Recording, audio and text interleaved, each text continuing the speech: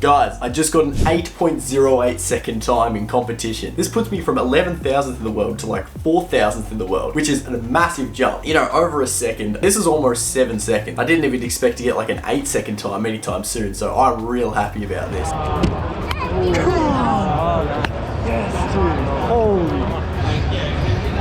But I did a really interesting technique that I didn't actually even realize until afterwards because I was in that much of a shock. But basically, me practicing a bit of FreeFOP, not CFOP, FreeFOP, I managed to get this crazy time that I'm pretty sure no one else saw this solution. Oh yeah, if you didn't know what FreeFOP is, it's basically just doing CFOP but not finishing the cross correctly. It's basically a lazier version of CFOP. But the benefits are that you can insert pairs a lot quicker and sort of plan the cross a little bit differently and then do the cross edges afterwards. And I'll show you how I implemented that in this solve. Let's get into it.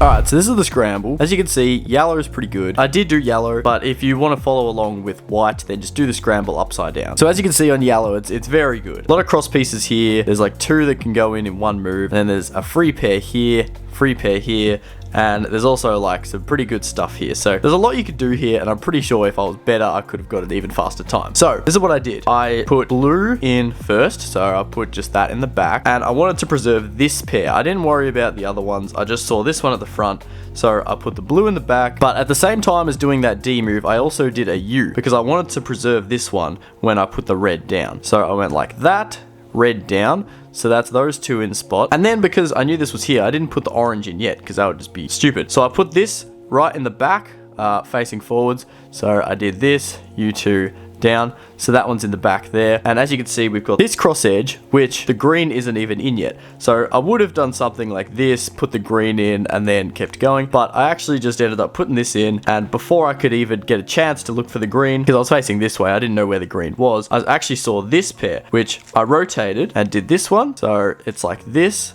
And then I knew I wanted to put it in the back. So I did this. Rotated real quick and just inserted that just like so. So I've got the whole block there. And now is when I put the green in. So it meant that when I put the green in, it'll push this pair out. So I rotated back here so I could easily put this in. And watching this pair, I just rotated through just like that. So I got that really easy case. And then this is also a really easy case. So I just finished this one off like that. And then it was pretty much finished. So I just did this case and a really fast J-perm to finish off the whole thing. Because the idea of FreeFOP is that you do the pairs before the cross is solved. You know, you solve a few pieces, you could put them both in like this, and then I could have finished green just like this, and then, you know, done something like that. But, I don't know, it just didn't feel right to me, and I just saw a better case.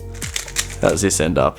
Yeah, I mean, that could have been a pretty good solve too. I think the way I did it just ended up being a bit better. Sometimes it's obviously not the case, but I'm going to do one more example solve of a FreeFOP, and let me know what you think of this. So this is just a hand scramble, but it's a good example of why you can sometimes do FreeFOP. So as you can see, this one's already solved. I would put the green in first, and then I would put this pair first like that, because it means that I could just put this one on top by easily rotating out of the way, and I already knew where blue is. I made sure to track everything so I could just quickly do stubbing like that and just finish off the entire solve.